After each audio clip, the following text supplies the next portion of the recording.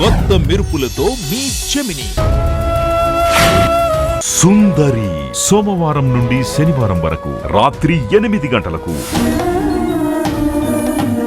కావ్యాంజలి సోమవారం నుండి శనివారం వరకు రాత్రి 9:30 మీ జెమిని టీవీలో. తల్లి కాబోతున్న స్త్రీమూర్తికి బిడ్డకి దొరికే ఆశీర్వాదాన్ని కాదనదక్క.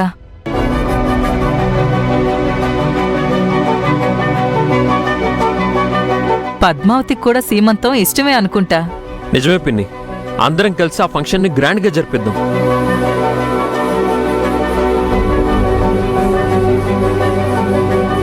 అందరూ అనుకున్నాక ఆలస్యం ఎందుకు? వెంటనే సీమంతం జరిపించడం మంచిది.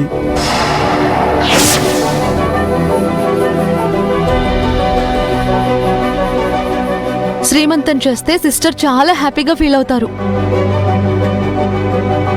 ఈ టైంలో తన హ్యాపీనెస్ బేబీకి చాలా ముఖ్యం. పవిత్ర, ఎందుకిలా చేస్తున్నావు? నేను విష్ణుని పద్మావతి నుండి దూరం చేయడానికి ఎంతో కష్టపడి ప్లాన్స్ వేస్తుంటే నువ్వు వాళ్ళని కలిపే ప్లాన్స్ వేస్తున్నావేంటి?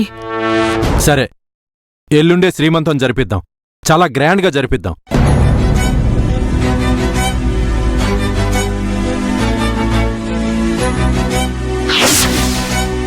ఈ ఇంటి వారసుణ్ణి మోస్తున్న పద్మావతికి మనం ఇచ్చే దీవెనలు అండగా ఉంటాయి.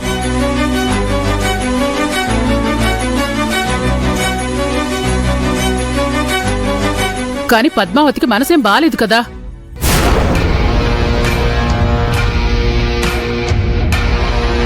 ఇప్పుడు సీమంతం చేయడం కరెక్ట్ కాదు. ఏం కాదు, పద్మావతిలో ఇప్పుడు మార్పు వచ్చింది. తను సంతోషంగా ఉంది. ఇలాంటి ఫంక్షన్ జరిగితే ఇంకా ఆనందంగా ఉంటుంది. అవును, పద్మావతికి మనం సీమంతం జరిపిస్తున్నాం. అలా చేస్తేనే తను ప్రశాంతంగా ఉంటుంది.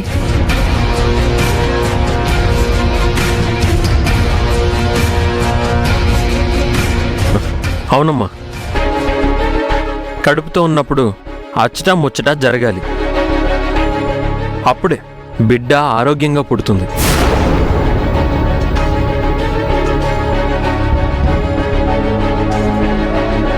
అది కాదు నాన్న. కామాక్షి, నువ్వింకేం మాట్లాడుకు. మనం అందరం కలిసి తీసుకున్న నిర్ణయం అది. రేపే సీమంతం. నా ఒక్కదాని కోసం ఇంతమంది ఆనందాన్ని డిస్టర్బ్ చేయడం కరెక్ట్ కాదు. వాళ్ళ ఆనందం కోసమైనా నేను సీమంతం చేసుకోవాలి. పద్మావతి విష్ణులని ఎంత దూరం చేద్దామని నేను ట్రై చేస్తున్నా వాళ్ళు మాత్రం అంత దగ్గరవుతున్నారు. చా, ఏం చెయ్యాలి?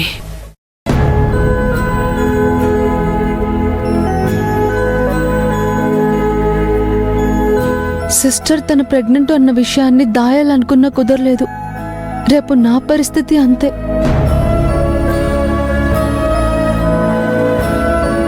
కొన్ని విషయాలు దాయలేము. ఈ రోజు కాకపోయినా తర్వాతైనా నేను ప్రెగ్నెంట్ అన్న విషయం అందరికీ తెలుస్తుంది. బావకి విషయం తెలిస్తే నాకు దగ్గరై సిస్టర్ని పూర్తిగా దూరం పెడతాడు. నాకు మాత్రమే తెలిసిన ఈ నిజాన్ని అందరికీ తెలియక ముందే ఈ భారాన్ని దించేసుకోవాలి.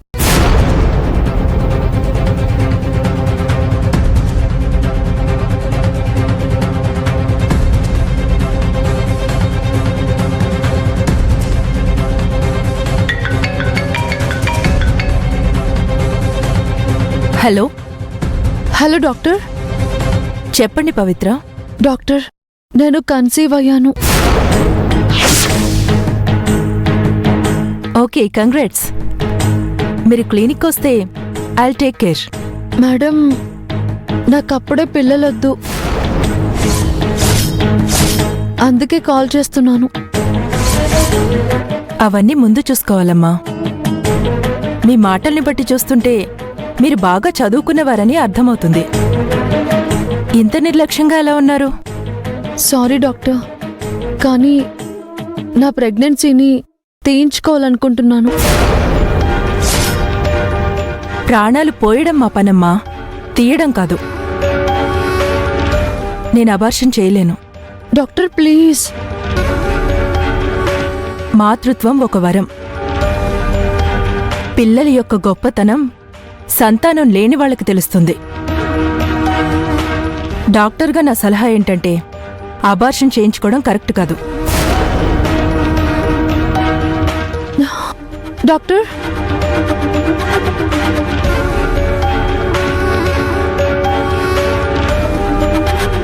పవిత్ర, నేనంతా విన్నాను.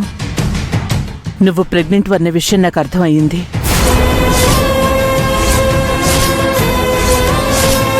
అంతేకాదు, పద్మావతి కోసమే ప్రెగ్నెన్సీ తీయించుకోవాలని ప్రయత్నం చేస్తున్నావని కూడా అర్థమయ్యింది. ఆంటీ, మీకీ విషయం ఎలా తెలిసింది? మీరిద్దరూ తోడబుట్టిన వాళ్లకంటే ఎక్కువగా కలిసిపోయారు. ఒకరి కోసం ఒకరు త్యాగాలు చేసుకుంటున్నారు. ఆ మాత్రం ఊహించలేనా? బావ ఇప్పుడిప్పుడే సిస్టర్ని ఇష్టపడుతున్నాడు. తను సిస్టర్ వల్లనే తండ్రిగా మారాలి. ఈ పరిస్థితుల్లో నేను కూడా ప్రెగ్నెంట్ అని తెలిస్తే బావ సిస్టర్ పట్ల అంతగా కేర్ చూపించాడు.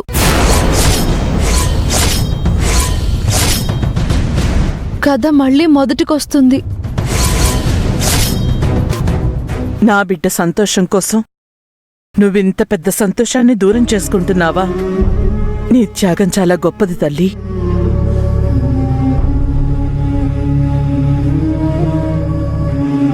కాని నువ్వు నా బిడ్డ లాంటి దానివే.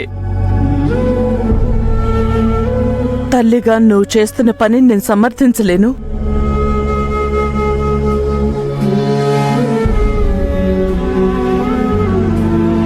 పైగా ఇలాంటి నిర్ణయాలు మంచివి కావు పవిత్ర. నీ భర్తతో కలిసి పంచుకోవాల్సిన సంతోషాన్ని మొగ్గలోనే తుంచేయాలనుకుంటున్నావు.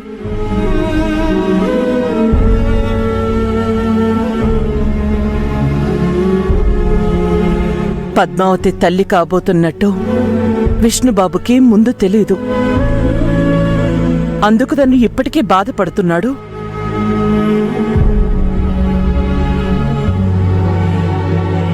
నువ్వు తల్లివి కాబోతున్నావని విష్ణుబాబుకి చెప్పు.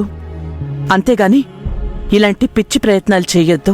ఆంటీ, నేను ఏ నిర్ణయం తీసుకున్నా అది సిస్టర్ మంచి కోసమే. నాకు పిల్లలే వద్దు అని నేను అనడం లేదు. కానీ ఈ టైంలో వద్దు అంటున్నాను. పవిత్ర, అది కాదమ్మా. మీరెన్నోసార్లు సిస్టర్కి మాటిచ్చారు. ఇప్పుడు ఈ కూతురికి మాట ఇవ్వండి.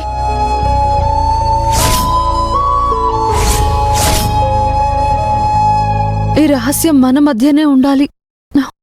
లేదంటే నా మీద ఒట్టే.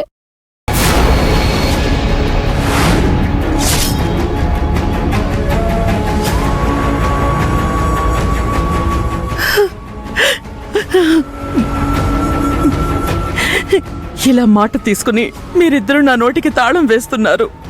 సమస్యని పెద్దది చేస్తున్నారు. సరే, నీ ఇష్టం. ఈ రహస్యం ఇంకెవ్వరికి చెప్పను.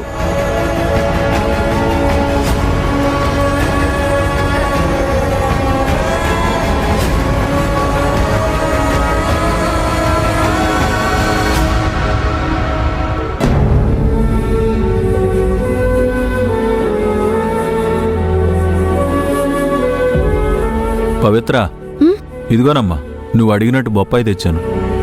Thanks uncle. సరే గాని పవిత్ర, ఎంతకీ ఈ బొప్పాయి నన్ను ఎందుకు తీసుకురమ్మన్నావు?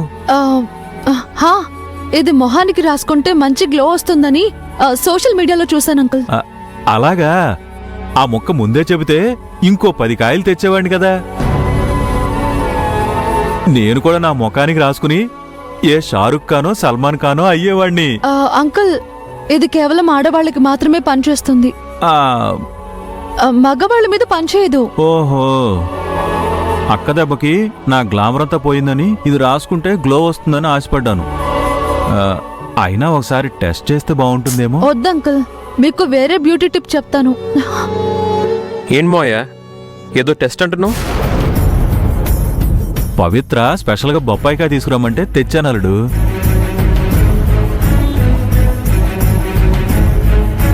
చిటి, స్పెషల్గా బొప్పాస్కాయ ఎందుకు తీసుకురమ్మన్నావు?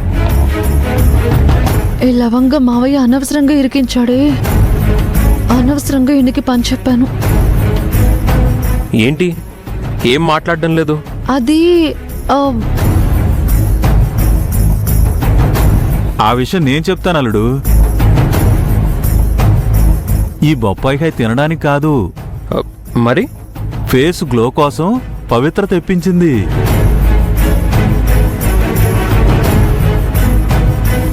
ఎప్పుడు లేంది ఇలా గ్లామర్ టిప్స్ ఎందుకు మొదలు పెట్టావు చిట్టి? అది ఏదో ట్రై చేస్తున్నాను బావా. రీజన్ ఏం లేదు. లేకేమలుడు, ఇంట్లో ఫంక్షన్స్ ఒకదాని తర్వాత ఒకటి జరిగిపోతున్నాయి. పవిత్ర అందరిలోనూ మెరిసిపోవాలని ట్రై చేస్తుంది. ఓ అదా దీనికి కారణం. ఆ బొప్పస్కాయ కట్ చేయడానికి నేనేమన్నా హెల్ప్ చేయాలా? వద్దు బావా, నేను చేసుకుంటాను. సరే సరేమ్మా.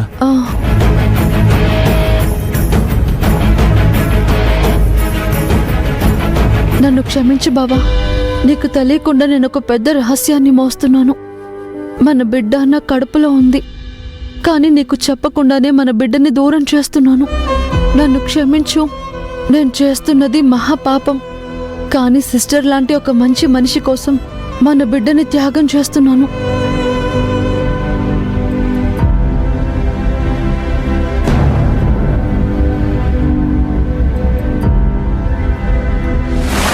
ఈ పరిస్థితుల్లో నేను కూడా ప్రెగ్నెంట్ అని తెలిస్తే బావ సిస్టర్ పట్ల అంతగా కేర్ చూపించడు.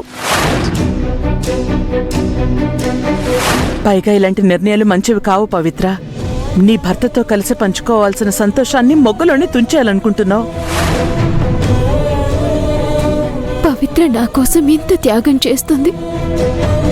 ఆడదానికి ఎంతో ఆనందాన్నిచ్చే విషయాన్ని కూడా నా కోసం దాచిపెట్టింది. ఇంత త్యాగాన్ని నేను భరించలేను.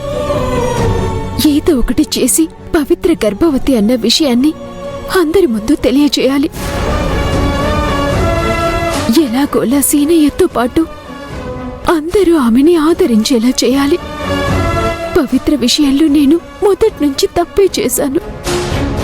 తన ఇష్టమేంటో తెలుసుకోకుండా సీనయ్య క్షేమం కోసమే ఆలోచించాను. పెళ్లి వాళ్ల ముందు కూడా ఆమెని అవమానపడేలా చేశాను.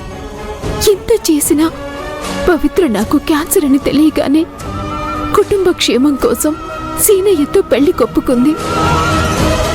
ఇంకా తనకి అన్యాయం జరగడానికి వీల్లేదు. ఇప్పుడే ఈ విషయం అందరికీ తెలిసేలా చేస్తాను.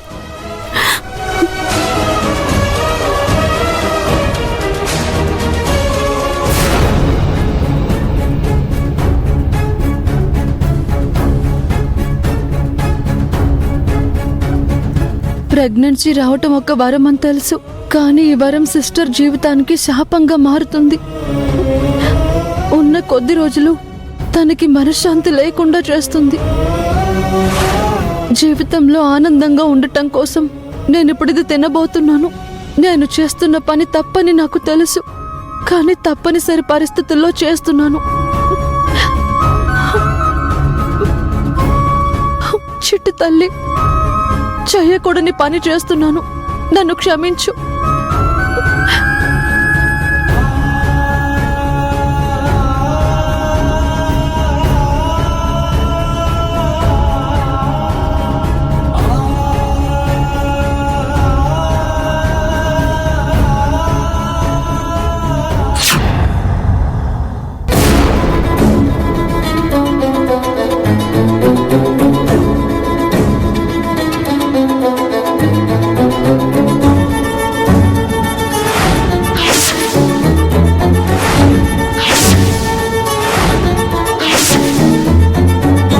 సిస్టర్, నీకు అక్కలాంటి దాన్ని కాబట్టే నువ్వు తినబోతున్న దాన్ని విసిరికొట్టాను.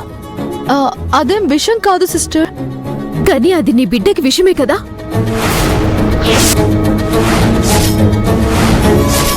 నువ్విలా చేస్తావని అనుకోలేదు.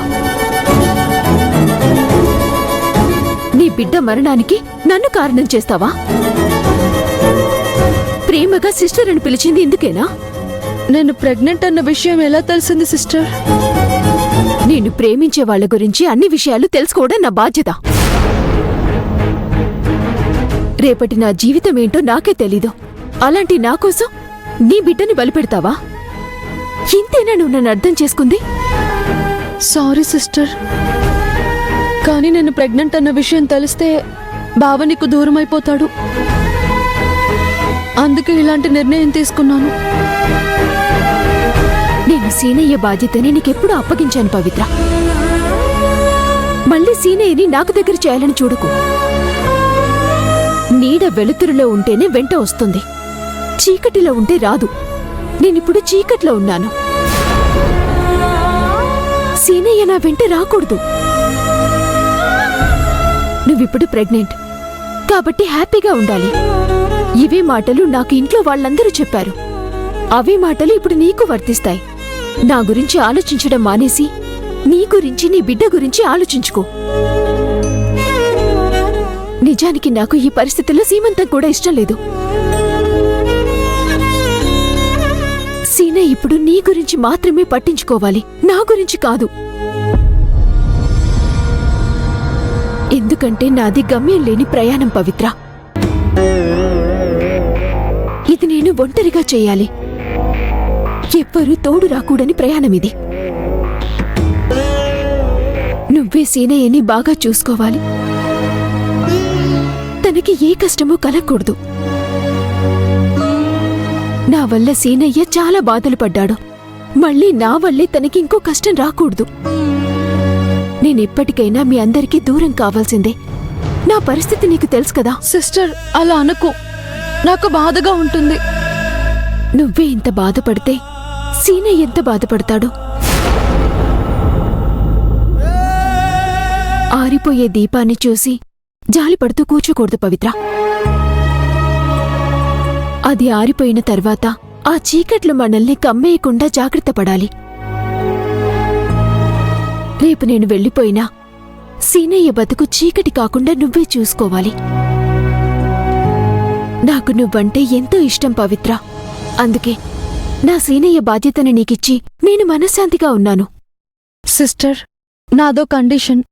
ఏంటో చెప్పు పవిత్ర. రేపు నువ్వు సీమంతం చేయించుకుంటే నేను ఈ ప్రెగ్నెన్సీ నిలబెట్టుకుంటాను.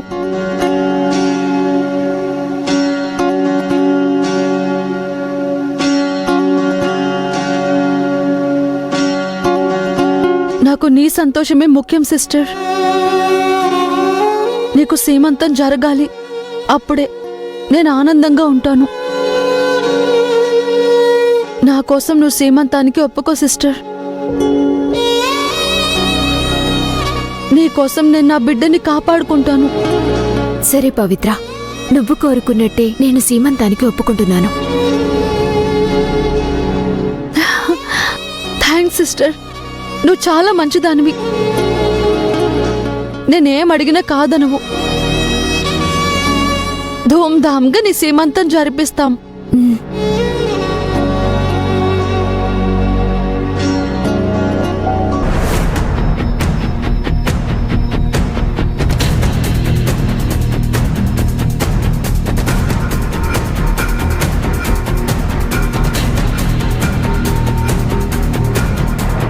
పద్మావతి, ఆనందంగా సీమంతం చేసుకుని నీ భర్త చేత్తో ఈ స్వీట్ తినాలనుకుంటున్నావు కదూ? నిన్నెంత ఆనందంగా ఎలా ఉండనిస్తాను పద్మావతి. అందుకే నీకో చిన్న ట్విస్ట్ ఇవ్వబోతున్నాను.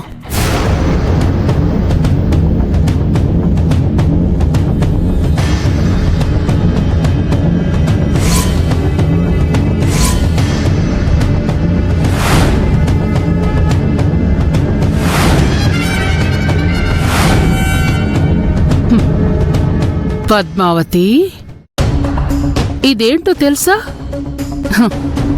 కాలకూట విషం. రవ్వంత చాలు నిన్ను పైకి పంపించటానికి. దీన్ని ఈ స్వీట్లో కలుపుతాను. అప్పుడు ఈ స్వీటు విష్ణు తన చేత్తో తనే స్వయంగా నీకు తినిపిస్తాడు. అప్పుడు నువ్వు ప్రశాంతంగా పైకి వెళ్ళిపోతావు. లవంగానికి కూడా ఈ ప్లాన్ తెలీదు. కాబట్టి ఈసారి నీ చావు ఖాయం.